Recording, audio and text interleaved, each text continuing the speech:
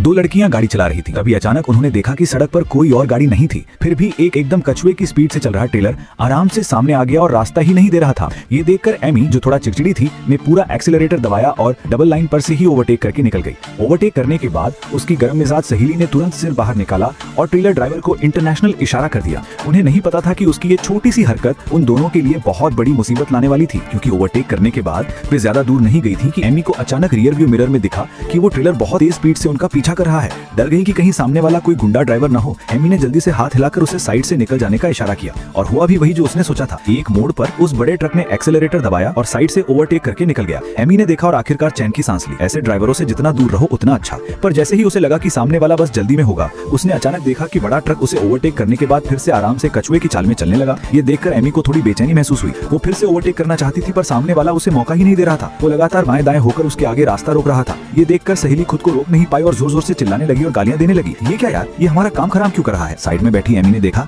और जल्दी से उसे शांत रहने को कहा। अगर तूने अभी उसको वो इशारा करके उकसाया ना होता तो हमारे साथ ये सब नहीं होता। अब सबसे जरूरी ये था कि इस गुंडे ड्राइवर से पीछा कैसे छुड़ाया जाए। हालांकि जल्द ही एमी को एक मौका मिला। एक चौराहे के पास उसने तुरंत पूरा एक्सेलरेटर दबाया और गाड़ी को हाईवे के साथ वाली सर्विस लेन में घुसा दिया। अपनी दमदार 5.0 इंजन वाली गाड़ी की वजह से मेन रोड पर वापस आते समय वो आसानी से बड़े ट्रक से आगे निकल गई। फिर उसने और तेजी बढ़ाई और थोड़ी ही देर में उस परेशान करने वाले ट्रेलर ड्राइवर को पीछे छोड़ दिया। लेकिन जब बगल वाली सहेली उसकी बढ़िया ड्राइविंग की तारीफ कर रही थी, तभी एमी ने फिर से रियर व्यू मिरर में देखा कि वो ट्रेलर पूरी तरह से टेढ़ा मेढ़ा चलते हुए पागलों की तरह फिर से उनका पीछा कर रहा था। लग रहा था कि वो इतनी आसानी से हार नहीं मानने वाला। उसका ये बर्ताव देखकर दोनों लड़कियां पूरी तरह से डर गईं। सामने वाली गाड़ी पीछे लगी हुई थी और पीछा छोड़ नहीं रही थी। खतरे के इस पल में एमी ने अचानक स्टीयरिंग व्हील को तेजी से घुमाया और गाड़ी को रोड के किनारे एक सर्विस एरिया में रोक दिया। फिर दोनों रेस्टोरेंट में गई ताकि ट्रेलर के दूर जाने के बाद वो वहां से निकलें। पर जैसे ही एमी अपना मूड थोड़ा हल्का करने की सोच ही रही थी, उसने अचानक खिड़की से देखा कि वो ट्रेलर न जाने कब रेस्टोरेंट के बाहर आ चुका था। खतरा भांपते हुए उसने तुरंत अपनी सहेली को बताया और उसे अपने साथ रेस्टोरेंट के अंदर ही उस ट्रेलर ड्राइवर को ढूंढने को कहा। रेस्टोरेंट के अंदर लोगों को कुछ देर देखने के बाद एमी ने एक लंबी दाढ़ी वाले आदमी पर निशाना साधा।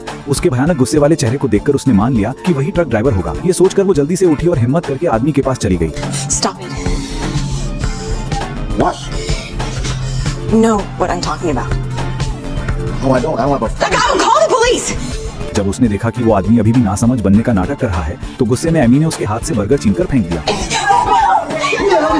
Let him go. You made your point. What more can you do? Restaurant की मालकिन को देखते हुए उस आदमी ने एमी को जाने दिया। पर जैसे ही वो आदमी रेस्टोरेंट से निकला, एमी हैरान रह गई कि अरे वो तो ट्रेलर ड्राइवर नहीं था। और ठीक उसी समय वो ट्रेलर अचानक स्टार्ट हुआ और आगे की तरफ चला गया। ये देखकर दोनों लड़कियां भी जल्दी से रेस्टोरेंट से बाहर निकली और उस बवाल वाली जगह से जल्दी निकल जाना चाहती थी। पर उन्हें नहीं पता था कि उनके लिए आगे और भी बड़ा खतरा इंतजार कर रहा था।